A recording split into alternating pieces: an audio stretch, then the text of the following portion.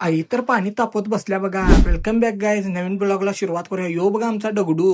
अंघोळ बघा कसं करायलाय टपात बसून दगडू. मग काय मी पण अंघोळ बिंगोळ करून रेडी झालो बघा. आज तर आमच्या घरात पूजा आहे हो, भूमिपूजन आहे बघा. मग काय मामा मामी त्यांनी भूमिपूजन करून घ्यायलात बघा. मग काय जरा सेल्फी घेतलो बघा भूमिपूजनचं. मामा तर भूमिपूजन करायला, मी पण गेलो बघा. मग इकडं काय बहिणी आता आरती करणार आहे तो आमासनी.